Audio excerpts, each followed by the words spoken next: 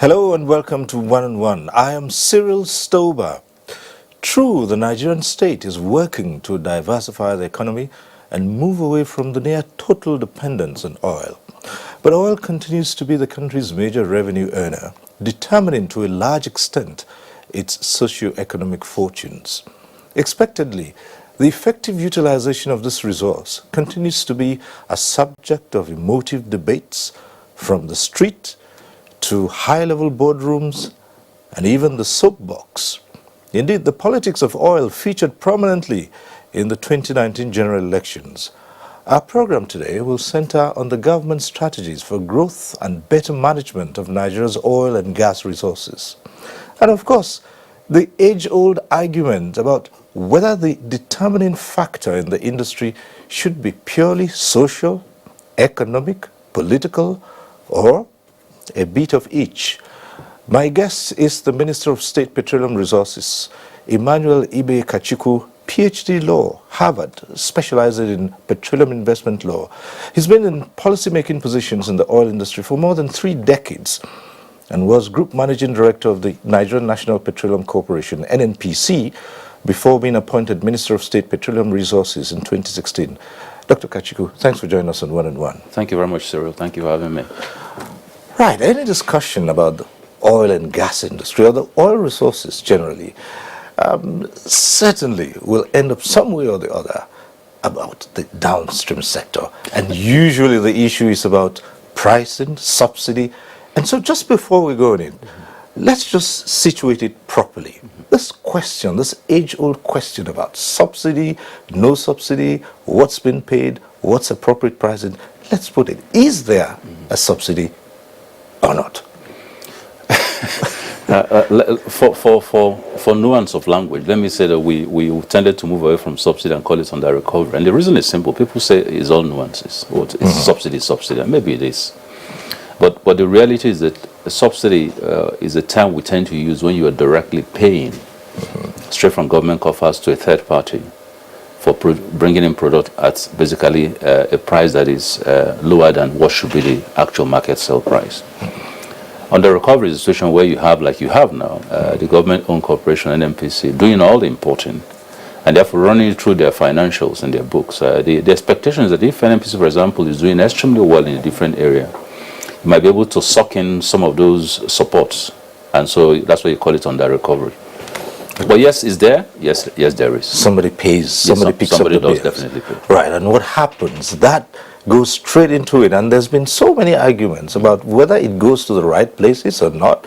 Some say what's happening is you're subsidizing the rich and not those who really need it. Well, my position on this is fairly clear. I guess my private sector leaning, before I came in, tends to make me believe that as much as possible, ultimately when government continues to subsidize anything, they pay an opportunity cost for it. It is money you can use for development, it's money you can use for other things. But I think 3 or 4 years of being in government has also exposed me to the policy issues that somebody like the president will have to deal with, which is, as much as that is true, what are the social upheavals that follow? How do you deal with the very emotive environment under which you need to remove that? The reality is that as a growing country, at some point, we will have to deal with that issue, as blank and as bare and as rough as it sounds.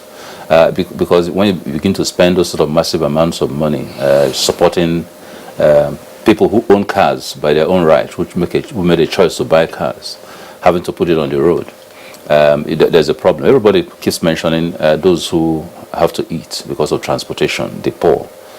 But a very small fraction, in my view, of those who are really impacted in this. And we can't find a formula. We need to, at some point, find a formula of being able to provide some level of support for those individuals, whether it's a strategic differentiation between normal commercial usage, which the ordinary companies can import and sell at the right price, and leasing NNPC various stations, over 500 in the country, to now be a vehicle to provide some level of succor for transportation vehicles and the rest, so that you can reach out to the ones we're worried about. At the minimum, it will at least reduce substantially the volume of subsidy that is out there. But we need to deal with that because we need to provide power, we need to provide roads, we need to provide education, health, so many other things. So it is there. Now, at what point can you do that? That's usually the question. I think increasingly everybody is aligned, even the unions, are aligned on the point that you will need to deal with a subsidy issue. Subsidy is not the best for the country. Problem is, how do you take it out? When? I tried it in 2016, and I jokingly said to some of my friends, I lost almost 10 pounds in 1 week, because the sheer amount of emotion and the visceral attacks that you get out of it lifts away the logic of what you're trying to do. And so you've got to look at what is your motive, sir. How is the economy doing? How are people faring? How do you do this? And I'm beginning to agree, which was already a fundamental position of the president initially, that before you do any of this stuff, you've got to get the refineries working. You've got to have some level of control over your own production. If you don't do that and you throw it out in the wind, commercialization might hit a top-bottom point where the prices become absolutely killing. Those are some of the arguments on the table. Yeah, but Minister, these are not new arguments. It's always been the same over the years, even with administrations prior to this one. It's always been fix the refineries, get so many things done, and so it's like there are no new arguments here. It's a matter of being bold enough to do what is right. No, I agree. In 2016, when I had to deal with this as GMD of NNPC, at that point in time, oil was so down. I think it was about $28 or $30 a barrel. So even getting the basic funds that we need to run the country was a problem. And then we had close to about 2 trillion being thrown into subsidy. And I went to the president and said, look, we can't continue this. It was not easy to convince him on that, obviously, because he has this, obviously his emotions towards the lower end of strata of the society. But it was an absolute imperative, and it took a lot of conversations with the union, with the assembly, with executives and all that, before we did that. Thank God we did, because if you were to have been in 90-something Naira relative to the landing price today, and let me say this, I've seen some papers since my last interview saying that I've said that the price of product is going to become 180. No, I said that the landing price at which the product is brought in is about 180. I have not said anything in terms of movements from 145 to 180. But had we not done that, you would not have had a differentiation between 145 and about 85. You would have had, of 145 to 180, you would have had a difference between 180 to about 85, largely about 100 Naira on the recovery. That would have been massive. How do you cope with this? Because we said at the beginning that these arguments are right there in the street. And it's a tough call. When the authorities comment on the distortions in the sector, it is seen as a next move to increasing the pump price of petrol. When the authorities are quiet, there's a veiled suspicion that it's only preparatory, the calm before the storm, only preparatory to increasing the price of petrol. And every time there is any inkling of a discussion on the subject, petrol stations go dry. Well, yes, how do I deal with that? I deal with that by basically forecasting that possibility and trying to deal with the problems. The reality is, I can say very authoritatively, there's no conversation yet in government on the issue of should we take away, should we increase price or not. That hasn't happened. Yeah. It will always be a yes. Right. Because there might well be some discussion on that. And that's not my call to make, but we haven't had that. As a policy advisor, I will continue to advise on what the implications of wherever we are is. The ultimate decision, no matter this major, because it affects the entire security of the country, lies with the president, who incidentally is also the Minister for Petroleum. Right. So we haven't had that conversation, so I need to make that very clear. These discussions have only reawakened for two reasons. One, because of the IMF or the World Bank intrusion into this fair to say, look, you can't continue to show this sort of scorecards with this big elephant in the room packed somewhere. You need to do something about it. And that's what has, quite frankly, more recently generated. And the fact that obviously as the president gets ready for his second term in office, he's got to look at the whole economic indices and say what do we do about some of the elephants in the room that are sitting in there. And so that's natural. And the conversation is welcome. But I think we've gone, like you said, we've gone through it all the time. I don't think there's any new argument on the table. The issue is there a new approach to dealing with this stuff when it comes? I think just so that one does not also pump up that whole engagement in society that creates these distortions. I tend to sort of downplay this. I only raised it when I was interviewed, largely because I want to say nothing is happening in that area. Those who are hoarding fuel because of that is a complete waste of time. NNPC says they have enough product landed in Nigeria. They have storage for about 26, 27 days at a time in place, so that should be okay. But as an advisor and an expert in the field yourself, which do you think should take precedence? The economic aspect of it, the social part of it, the social part, the emotions, or political? I think we can achieve all of them. I'm an incurable optimist. I think that if we sit down on the table and deal with the impact and the advantages we can have by virtue of addressing that issue, and then set a timetable on when this will happen and how it should happen, you can also address the individuals who are most hit by that effect. So at some point, all of them are important. Certainly the views of the union, the views of society are key. The government and the president serves at obviously at the behest and at the pleasure of Nigerian citizens, and so he must always listen to their own concerns. But at the same time, he needs to manage the economy for the benefit of Nigerians. So they're all important, but I think an impartial, fair, open-hearted, dynamic conversation on these issues, it's essential for us to say what next step. Luckily, we've been through this road many times. And probably the most successful was 2016, because before that, any president who tried to deal with it just never succeeded. So we were the first, under his leadership of President Muhammadu Buhari, to take that bullet. It wasn't easy, but we did. And then we began to get over recovery, and then subsidy disappeared and all that. Then, of course, the price of oil went up. I always say to people that I carry a twin responsibility. One is to make sure that the international price of oil goes up because Nigeria needs it. And I spend a lot of time in OPEC trying to do that. And the other, obviously, is to make sure that somehow I find a mechanism for keeping the price of refined petroleum product down.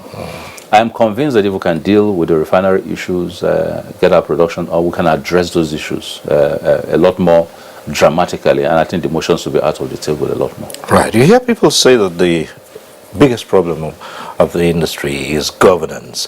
Well, you've had the privilege of superintending over the NNPC and as Minister of State Petroleum Resources.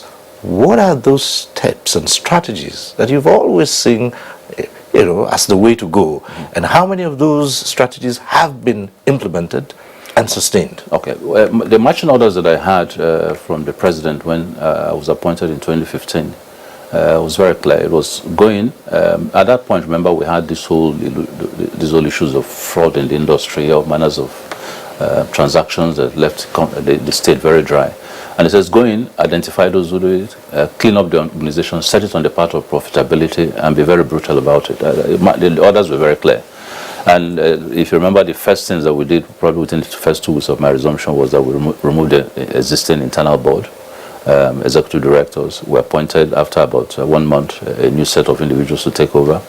I focused on reducing the amount of spread of divisions, and because it was costing quite a lot and was reducing focus. I looked at each from a business model point of view, and I began to task chief operating officers, which is the title we now created as opposed to GEDs, because most of them are not really on the board, to take responsibility for delivering on profitability, because there wasn't a real focus on the business model at all. We began to look at costs. I created something we call the 20 fixes. 20 fixes identified the 20 things uppermost in NNPC that needed to be cleaned out, and needed to be done differently. Commercial contract terms, cost of production, divisional profitability, getting the staff aligned. We did all that. We started all that. It was a very fairly dramatic 6 to 9 months. I think I was there for about 9 months. And within that time, just to show you the volume of work that needed to be done, I issued about 30 podcasts. So every Monday we had a podcast that told you where we were, things that were going wrong and all that. I think I can say that we've done quite a lot. For example, we began to publish NNPC's monthly performances so that the world would see. As bad as the numbers look, let the facts be out. It's not a closed corporation. We invited the FCC, for example, to have a table with us and look at some of our processes, the bid processes and all that. So a lot has happened in governance. Of course, 9 months later, forward March, the full board was then put together, which I took over as chairman. And then the position of GMD was then relinquished, and Dr. Baru got appointed as GMD. So there are lots of areas we've made dramatic changes. There are areas that we can, by virtue of the nature of the law, the NNPC is guided by the NNPC Act. There are things that need to change, and that's why the petroleum industry governance bill, which the Assembly is working on, will be a good step, ultimately, when the issues around it are resolved. Yes, but that too, like you said, so many issues around it. The president declined the assent, and the Senate has gone ahead and passed it again a second time. That's the latest we have on that bill. But so many things have been said about it. The president on one side, the legislature on the other side. And Nigerians are thinking, as important as this industry, this sector is, shouldn't there be a quick resolution of these issues? I hope there will be. I think the president didn't refuse assent. He had things that bothered him, some of which were raised by us, that needed to be addressed for him to assent. For example, ministerial powers and the limits, the structure of some of the parastatals under them, and that sort of stuff. But nicely, under the president's mandate and instruction, we'll also be working with the Assembly collectively to resolve those issues. I think most of those issues have been looked at and resolved. And I do hope that when he gets back to the president, obviously he will have a different mindset because of the fact that we worked at some of those problems. In 2017, you put forward a policy, it's called, and how much of that has been put in place? And what is the position today with regard to development of the 7 big wins? Yes, well. Oh yes, big wins and big wins indeed, and quite a lot of on each of those 7. We've scored some major highlights. You take the international aspect of it, for example. Within that period, we've had the privilege of being OPEC president, getting the Secretary General in place in OPEC, who's a Nigerian, who had the ability to help lead the trio, the quadruple of Nigeria, Russia, Saudi Arabia, and Venezuela at some point, to help influence the policies of the pricing. At the time that we joined, pricing was nipping really more like towards $30. Now, as of yesterday, I think it was about $71 on most of our graded crude. So whatever policies we worked on the international level has succeeded. Nigeria got exemption 3 times from those courts. We've just been hit by one court obligation now since December, which we're complying with since February. So from that perspective, achieving numbers and volumes and money we did. We put in place the issue of the governance, business models, cost of production, tracking crude. Well, DPR has been able to put together for the first time in its history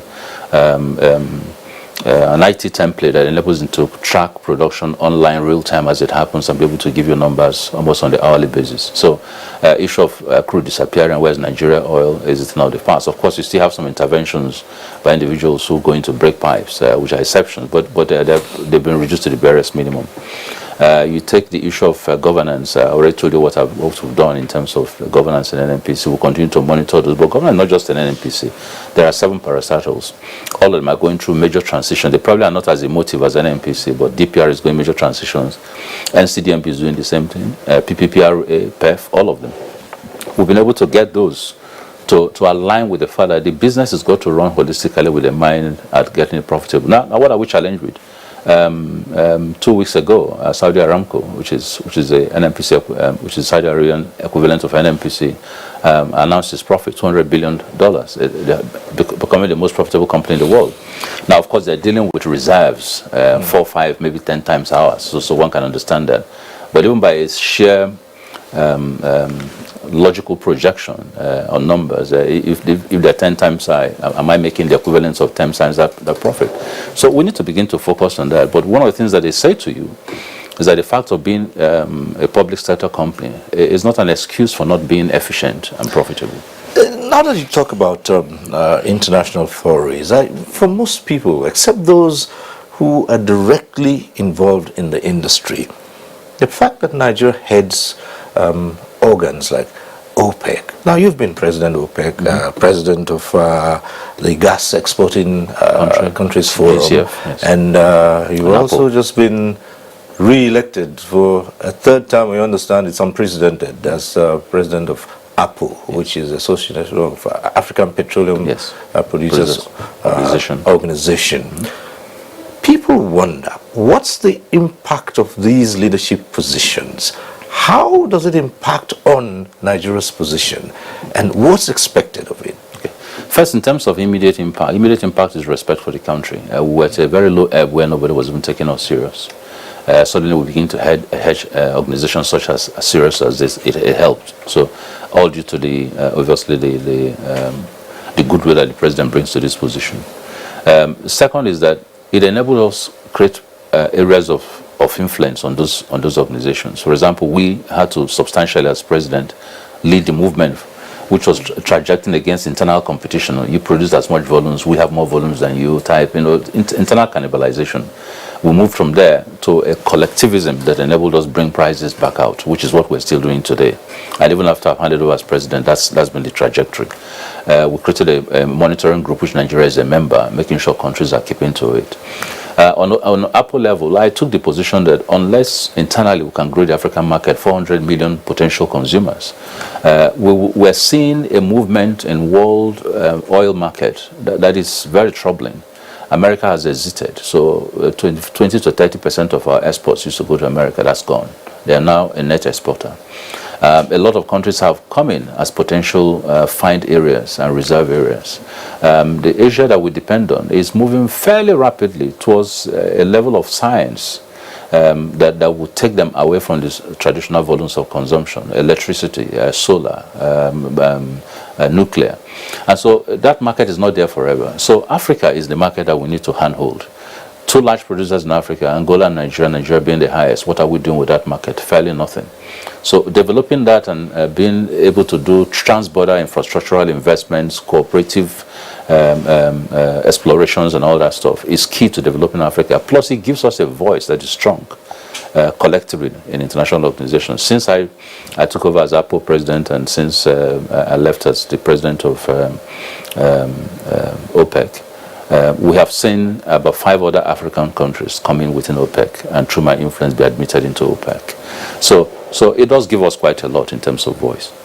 And the international politics of oil, in terms of pricing, and you do find that pressure is put on OPEC countries so many times, particularly by the US.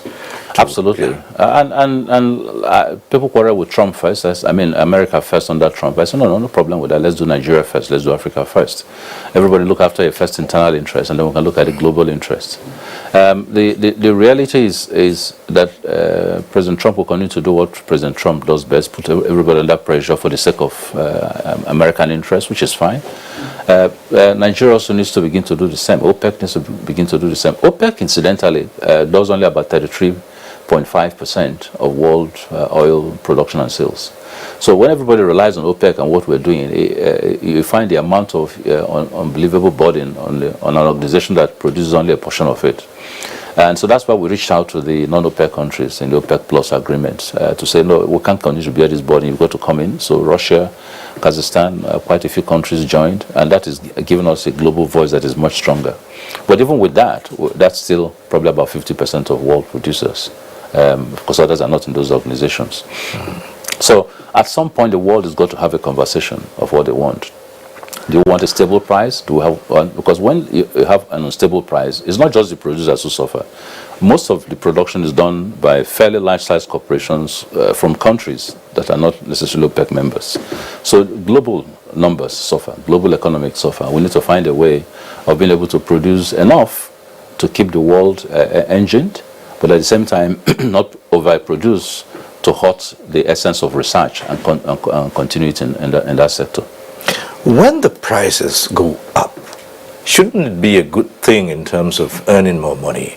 But does it relate that same way with Nigeria? Because there are arguments to say the price is up and we earn more money, but we expend more money because of the state in which the industry is locally.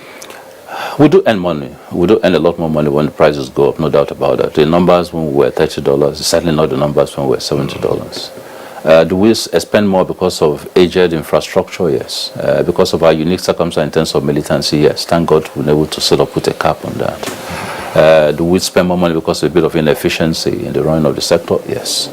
Do we spend more money because the existing some of the old contractual terms, a lot of which we are gradually phasing out and cleaning out and waiting for contractual dates to expire so you do not breach a contract to change.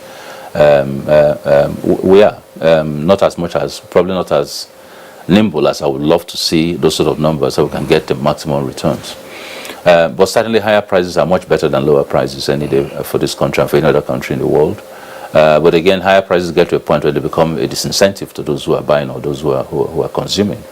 So balancing, and I think those numbers we've averagely said in OPEC between the $65 and $75 type monetary time frame or pricing time frame suits everybody. The consumers will tell you they'd rather be closer to 50 than that, but so that's where the competition is. Would it be better for Nigeria, for instance, the infrastructure is overhauled and things are functioning in a better state? Then would it be better for us? And if so, well, it's something that's taking such a long time. Cyril, it's money. It's money. I am absolutely gung-ho on the fact that we need to look at our infrastructure. Every year we do roads, we do trains, we do airports. Well, fantastic, but quite frankly, the goods needs also to be looked after. And that's the oil industry. We have not really invested in infrastructure in the oil industry since the last 40, 50 years. A lot of that because everything really is substantially packed back to the Federation, and you're therefore going to have to go back and ask for some of it. But more important, because the business model has been too public sector pro. We need to lift our hands a little bit out of that sector and let it run like a business, which means that if you take, say, fuel importation, which is a massive obligation now on the national oil company, we've got to find a way in which the private oil companies participate and take some of the burden. If you look at infrastructure, pipelines, and the rest, we started that. The AKK, the OBOB are all based on private sector model. It's been funded by the third-party private sector. We've been able to re-engineer the cash call system such that oil companies can actually go to the banks and take money and rely less on government and pull that out of the cost of their production. So there's some dramatic things we've done, which is brought back exploration. When we started in 2015, there were no rigs in Nigeria. Everybody had gone. No real new capital development was being done. Since then, the investments potentials have risen. Exploration is back full steam. Production is up from the 800,000 barrels to about 2.2 billion barrels today. We have near FID positions in about 3 to 4 projects, whether it's Bonga, whether it is Mobile Sawawa, whether it's Zabazaba, which has its own unique problems and all that, whether it's a Gina that has just begun with about 150,000 barrels additional production. So things are beginning to move in the right trajectory. But infrastructure, and I've said that over $20 to $30 billion is required to massively deal with infrastructure in this sector. That's not money government will ever have. That's money private sector can bring. We just need to continue to work on the policies to enable us to do that. But it's in an era of potential PIGB. Everybody sort of just waits to see that happen before they go in. The refineries, for instance, apart from talks about modular refineries, it would seem that it's just one major step has been taken by one private sector individual to set up. And there are those who also argue that couldn't the government have invested more in refineries? It's a chicken and egg type thing, to be honest. First of all, the singular investment in one single refinery, which is Dangote refinery. Let's step back. Policies make this happen, and the amount of work that we've done from Minister of Petroleum, working with him to get to where he is, was a totally different change, and he will be the first to tell you this is a different type of government-private sector relationship. Usually, it tends to be competition. Why are they going to do this? Why should they be able to help? Now I've visited there 3 times. My people have visited over 10 times. We're encouraging him because we need to do that. And a lot more people should build. We should be the right model. The modulars, we've worked very hard in putting the policies, in beginning the process, and creating some financing. 3 near completion, and that's 7 finishing up, getting up to FID stages. Local refineries, which are NNPC owned, quite frankly, one NNPC has got to deal with that asset. It's their asset. I can only introduce directives and policies. We did get authorization from the president to get into the private sector and get private sector people to invest, not to own. That in itself was a tall order because anybody who invests money wants to own. People don't have a business giving loan to government when they're not even sure of the efficiencies. And Nigerians see these refineries as public assets. Absolutely. So But again, if you decide you're going to sell it, President's position was if it is in this comatose state and you sell it, you're selling scrap. You're not going to get any real value for all the investments. So let's try and work it. I've left that with NNPC. They've negotiated over the last 1.5 years. Unfortunately, they haven't been able to land at commercial terms that are acceptable to them. There have been talks of they going in to begin the usual term in, say, Port Harcourt and the rest. I'm not very supportive of that. I think that ultimately we need to look for private sector involvement, find the right commercial terms. And it's one of the things I hope I'll be able to continue to work with them and NNPC and bring it. I had hoped in 2017, when these approvals were given, or 2016 late, that quite frankly, by end of 2019, we would have finished and been exiting. So the turnaround maintenance may not be it for you. For me, not. But you know, the beautiful thing about this sector is that I'm not the sole determinant of these policies. That's my view. NNPC has his view. I'm sure the president also has his own thinking. So we're going to have to land it. And why do I say it can be? We've done many turnaround maintenances. A lot of the difficulties we have today is that the turnaround maintenance were done were never ever complete, never ever delivered the right solution, and was never ever kept up. Second is that it costs a lot of money. Projected cost of rebuilding those, rekitting those 3 to 4 refineries, anywhere between $2.5 and $3 billion. We don't have it. Can we find it? Yes, we can find it. Can we set the right commercial terms? Yes, we can. And so I think we just need to take the bullet and move on. Right, the other aspect of it which, yes, except for recent times, has not been really looked at, gas. So you talk about gas commercialization policy. Let's hear about that. Well, the first thing is we did a gas policy that was approved by Federal Executive Council. The whole idea was to begin to create real focus on gas. What people say, you keep talking about gas, why is gas not taking off? The reason is simple, it requires infrastructure. The pipelines have to be built to take the gas. The right incentives need to be put to remove this apparent laziness that are coming to the industry. And what's that laziness? If an oil company is in production and finds oil and finds gas, you know what it does? It closes the taps on gas because oil is selling. It leaves the gas. It flares the gas where it can, injects it back into the ground to create pressure, and lets the rest be. It focuses on the oil. In some cases, we find only gas, it covers it unless there's a direct commercialization arrangement for that gas. Why is that? Are they being on Nigeria? No. Unless you have real right commercial terms for developing anything, it won't happen. Oil is being developed because they're pure commercial terms for oil. And then what then tended to happen is that whenever they needed to do gas, they had to go back to the oil discovery to say, okay, we're going to develop this gas subject to being able to charge the cost to the oil. And we're saying, no, you've got to separate both. So the gas policy enabled you to create twin income streams, look at how to cover both the upstream, midstream, and downstream of gas, separate it from oil. And some of that requires a change in law, which the Assembly is working on. Some of that require regulations. The ones that require regulations are the ones that we're targeting, because we can't change the law ourselves. So first thing is flare. How can we get out of flare? And I came up with the gas flare commercialization. Gas flare commercialization is a concept whereby you say to the oil companies, why can't you stop flare? And they say to you, because we do not have both the commercial terms nor the counterpart funding from NNPC to be able to invest in things that would take the flare out. And it's okay, fine. If that's the issue, let's find third parties who have 100% of the money to come in and your fields and take the flare and convert them, as long as they're within the safety parameters that you will approve. That's the essence of the gas flare commercialization. Fantastic responses, over 4,000 applications. I think at last count they had downsized about 800 potential opportunity points and about 350 flare site points all over the country. And then suddenly the oil companies come back and say, okay, you know what? Rather than have these third parties into our field, we also have a process of being able to do this, and we're now ready to do it. So for me, it is not a nuance of contract, it's a nuance of the ultimate achievement. So what has happened now is that everybody's racing towards a 2020 deadline that I said that we need to get out of the flare. People say to me, how is that possible? This is 2019.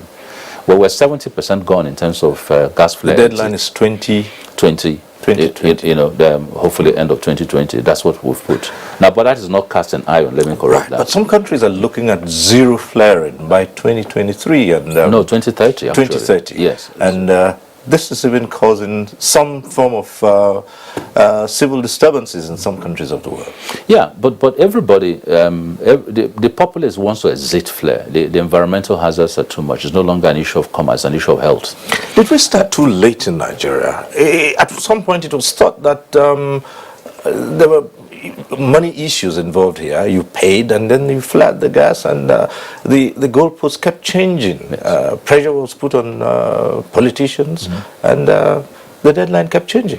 I think it's just a mental reframing of what the problem was and how to find a solution. We tended to focus on, well, if you can't get out, let's face it, all the JVs have government as participants. So if you say you're going to spend $100 on a flare site exit program, government has to give you 60. Government never had money to ever bring in the 60. And so the other company said, well, my fault is not going to do it, let me flare. And then government said, well, if you have to flare, you pay a cost. It's an income stream for us. We've moved the goalpost from being an income potential to being a health no-do situation. And that is why you're seeing us ramping up all these programs. So did we start late? Maybe we did. Could they have done differently? I really can't answer, depending on what was pushing it at the time. But we're certainly under the direction of the president doing this very differently. We're exiting. We're watching the environment. We're compelling everybody to open it up for poses of commerce and opportunity. And that's moving well. In the midst of all this, you have the dire straits which the country is in with regard to energy. And of course, domestic use of gas. How has that progressed? It's my colleague Fashola has done pretty well in terms of taking on the problems and trying to tackle them.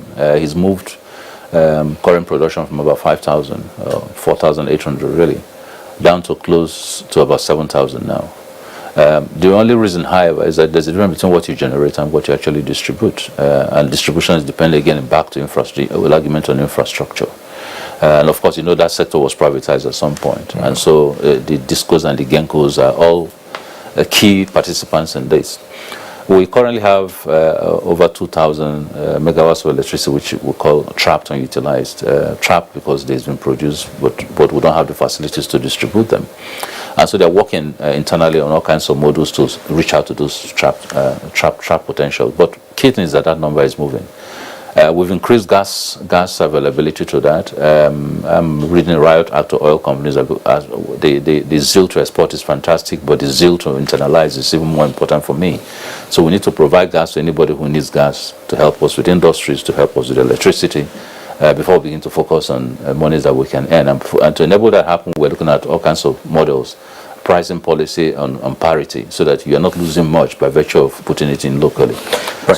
So that is ongoing, and that is very helpful. Okay, that pricing would certainly come in again, and let's hope we will not face the same situations as to do with the fuel. Yes, talk about cooking gas, for instance, yes. And people wonder why we have so much, and yet. But again, you said the infrastructure isn't there. Now, yes. Who would drive for that? cooking gas, we you know, a few days ago with the Nigerian Army, we launched our LPG deployment, local deployment program. What is that about? That is about getting LPG into the homes of everybody. We're hoping that we've created a model that enables people to set up local filling plants in all the local government areas. We're trying to see how we can get the bottles, the LPG bottles, to not influence the price, because one of the key negative determinants here for the individuals in the rural areas is you have to pay 20,000 to buy the can, the cylinder, and then you then pay for the gas. No, that's not. I can burn my firewood. So we're trying to create a model now that takes the price of the cans and puts it in the hands of distributors who therefore own the cylinders and simply sell you the gas. And that's going to be replicated all over the country. So Nigerian Army has become call it the guinea pig signpost for us to do this. And they just flagged off there. The Navy and the rest are trying to, and they'll begin to look at commercial nerve centers and begin to look at how you set up this distribution chain. Well, Minister, fantastic as that might sound, the fact is people are still lugging around bottles. And maybe I'm leaping too fast, but certainly that isn't the ideal. Is it? Bottles, you mean in terms of moving Yeah, around? you know. Well, in an ideal world, if you're abroad, you pipe. Right. So you go straight into your home. We haven't piped. We haven't gone to that point. That is not a petroleum industry. It's going to be works and housing type standards to set. But Nigerians are also very frightened about what can happen if anything goes wrong, and boom, you see a building go up in flames. Because it's, so I want to deal with the ones that are easier. How do I, even if I'm busy distributing these cylinders, if I put the distribution in the hands of one mono individual in an area who is an expert in it and who has his vehicles and can come to fill up in your own area or fill up in his own center or the plant and bring it back to you, which is what most of Europe does, basically a refilling and a delivery type service, and charge a minimal fee for that because they own the cylinders. So they chase their cylinders and they chase their market. If we can get it to that point, then we can begin to now work with the Ministry of Works and Housing to say, what do you do to push the regulations on zonal developments. For example, just like we've been able to look at power getting into some of these very ring-fenced private sector development housing, how can we also move along with gas as we're doing that? Set up a mini gas plant in that facility, distribute gas. So it's an end-to-end type situation within a limited ring-fenced environment. Those are easier to achieve, and over a period of time, how you now decide that every house in Lagos, for example, will have a gas pipe going in there. That's going to be a huge. So let me deal with the ones that, quite frankly, are realizable. And all right. Well, the penetration project started with the army. Yes. Next is what are the sectors? Well, the whole of the armed forces are tying into the Navy is doing something. The Nigerian Air Force is doing something. With the residential home associations are doing something. The developers. Local government type distribution points. Then the filling stations are going to be tied in to have, as a minimum condition, DPR is going to come up with the regulation requiring that part of the requirements of the filling station is you're going to have a decanting point there so that everybody can go to a filling station like you go for your gas and fill up your cylinder. And they will have a mini plant within the station. So those are some of the things we're going to use to drive all this. Well, again, it's been said the local content policy has not really delivered, has it? Oh yes, absolutely. Has it? Absolutely. In real terms? Many times over. We started the local content policy at the point where we were about 5% compliant on local content. Today we're about 38%. The target is over the next 10 years to get about 70%. So where then are we getting arguments about lack of competencies in the industry? I don't think that's been the argument. One of the things, thank God, we've been able to develop in this sector over the last 30 years is absolute competence. In fact, we're exporting competencies all over Africa right now. The problem had been opportunity mixes. Are the established oil companies giving enough opportunities to Nigerians? So we move from just hiring Nigerians to looking at the business model. What business jobs are you giving to them? And that's where you're seeing this leaping movement to about 30-something%. We'd like to get that over 70% in the nearer term. Because what that does is that just different from what you get by selling your crude. You're actually getting real-time business commercial benefits, which tends to impact on. I'll give you an example. If all the pipes that you use in the industry are made here, coated here, installed here, now that is a component of earnings that goes into your local business model, different from selling the ultimate product, which is the crude or which is the gas, as the case may be. If you're bringing all the vessels, and the vessels, for example, are either brought in, right now they're brought in and put in by Nigerians, but you'd like to see a situation where you have maybe a vessel building company here that can actually take on some of those. Niger Dock, I think, has started some, but you need to expand that sort of facility. So what we're doing is looking at each business model and telling the oil companies, and NCDMB has a rule of never going backwards, moving forward. So, for example, when the Egina whole deployment was the first time in our history where some of the capsules were actually developed here in Nigeria by Nigerian companies and then exported to Korea to be fixed into the Egina platform, which was being then built in Korea. I think we achieved about a 30% factor in Egina. We'd like to see, now that Shell wants to do Bonga, we'd like to see Shell do about 50%. If Nigeria LNG wants to do Train 7, we'd like to see an exit of 50%. So you keep using the projects to drive the potentials and possibilities. One thing I can say to you very, very, very, very proudly is that this is one country where if you create the opportunities Nigerians go for it. Nigerians are aggressive about their business. They're aggressive about the opportunities. Just name it. We've seen the Project 100 that we launched. We've seen the sort of massive application interest in it. We've seen the gas flight commercialization. We've seen the massive interest in it. Every time you bring out an opportunity, there are legions of Nigerians waiting to take advantage. So there's no want of appetite in this sector. Let's talk about human capital development, particularly from the angle of the minister, the technocrats who drive the policy. What did you meet on ground, and what have you been able to do within the period you've been Minister of State Petroleum Resources? I think I met a fairly reasonably developed working populace, probably misapplied if it's in the public sector in terms of who is giving what. And I like to see efficiencies rule a lot more than politics. That's one. And we'll try to realign them, because the truth is that there's no part of the country, there's no part of Nigeria where you do not have very skilled and very efficient and very capable people. So really, it should therefore, there's really no reason, to bottle down on skills and capabilities and delivery and efficiency. However, continuous training was a gap. The ministry that, quite frankly, regulated industry was almost bereft of qualified people, because you had a central pool of postings into the ministry from the office of the head of service. So people get posted to the ministry without proper reference to whether or not they are qualified.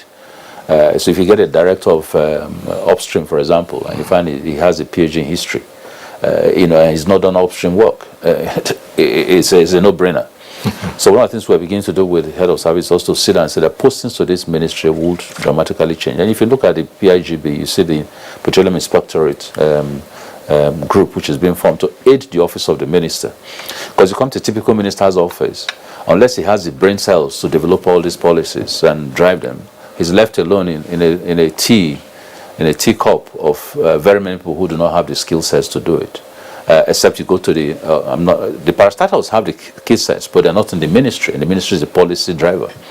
And so what I then did was to get out into the industry and into these parastatals and pull out people who I appointed as senior technical advisors, about 6 or 7 of them who work with me. They are the engine room for all the things that you see us doing. But the right thing is that you should have a permanent structure. And the industry started that way. DPR, for example, was the engine structure for the ministry. That's why it's called Department of Petroleum Resources. When they therefore became the regulator and then moved out and became a bit more independent, it meant that you took the brain cells out, right, to form to do a regulatory and an enforcement job, and then you left the enforcer alone with no brain cells. Right. So what you therefore had to do was temporarily fill that. But ultimately, you need to create an institution that makes that a permanent feature, because you even have to supervise DPR yourself. It's been a bit easier because of one's experience in the sector. But if you appointed somebody on a political platform as minister who didn't have experiences in this, it would be mayhem. So we need to address those because industry is too important. Okay, the part of politics will come to us. We'll begin to wind down. But everyone talks about oil. In Nigeria, it's sometimes we wonder whether it's a football or oil that's more talked about in Nigeria. But the part of it that you do hear, and sometimes the uninitiated may bandy around stories. There are controversies about oil blocks, licenses, renewals, who gets what. Should Nigerians own oil blocks? Who are those who should own? Are these rewards for certain let me say this. The easier one is to ask whether Nigerians should own oil blocks. If Nigerians don't own oil blocks, who is going to own them? So that's not even an argument at all. If Nigerians have the capability and meet the terms to own an oil block and is approved by the president, they should own it. I don't have a problem with it. And this is the ones that own it who must manage it in a way that yields the maximum income for the country. Can it then turn into a political tool or weapon? Potentially, yes. But this president, for example, hasn't given out any oil block. In our 4 years, we've not done any oil block. Marginal fields policies were developed, we didn't do it.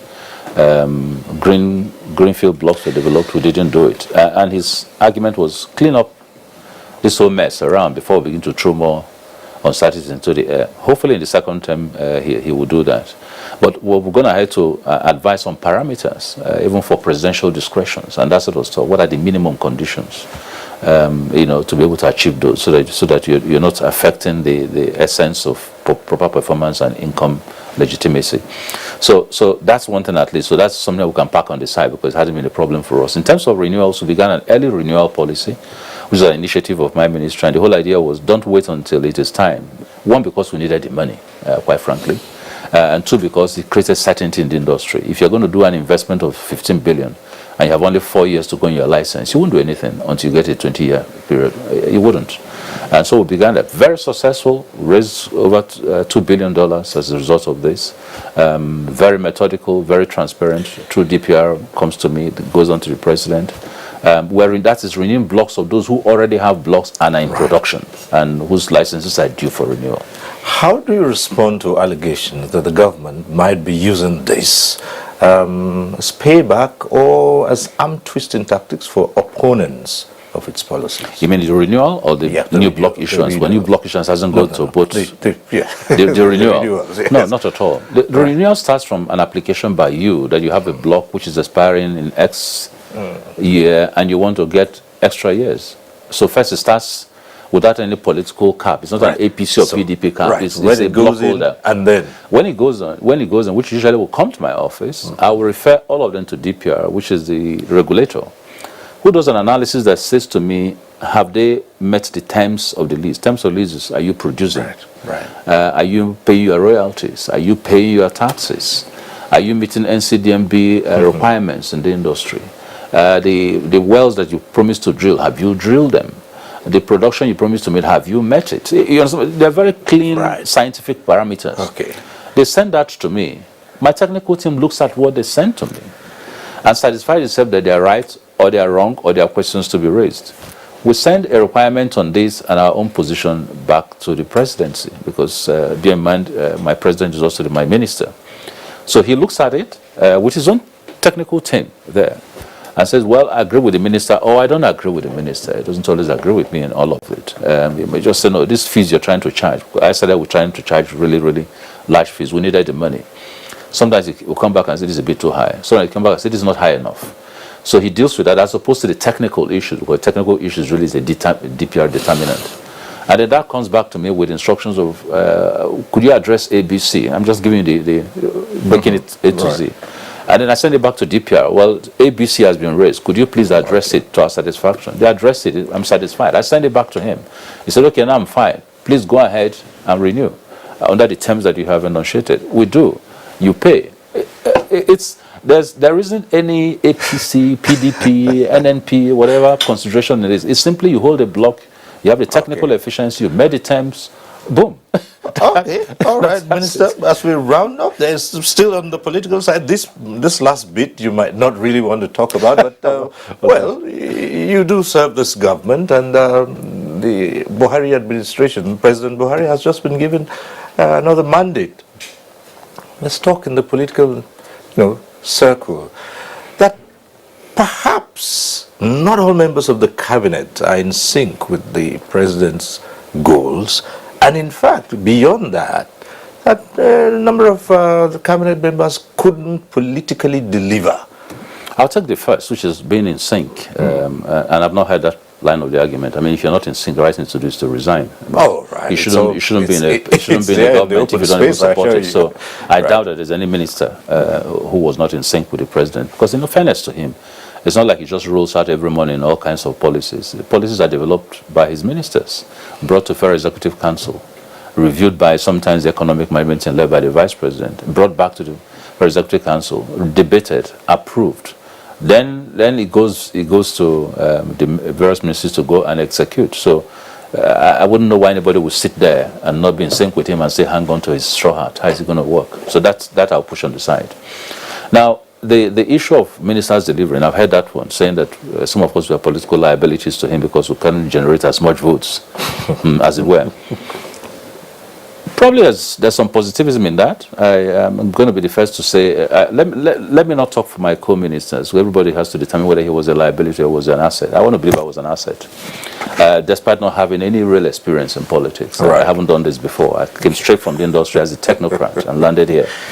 But for Delta, where there was a lot of contention, a lot of fratricidal internal strifes in the system, my duty for 3 years was to try and find peace, get out court cases, bring unity, Second duty was to make sure that when the election came, we all went into it as a global one front. Right.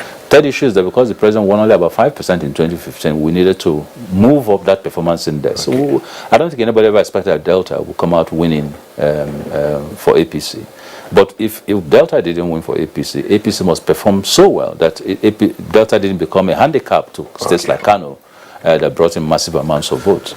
We did 35%. In my own local government, we did about 38%. In fact, I won my ward and my units in the House of Rep contest, as it were. And in the governorship contest, we held about 30-something%. In presidential, we held about 30-something%.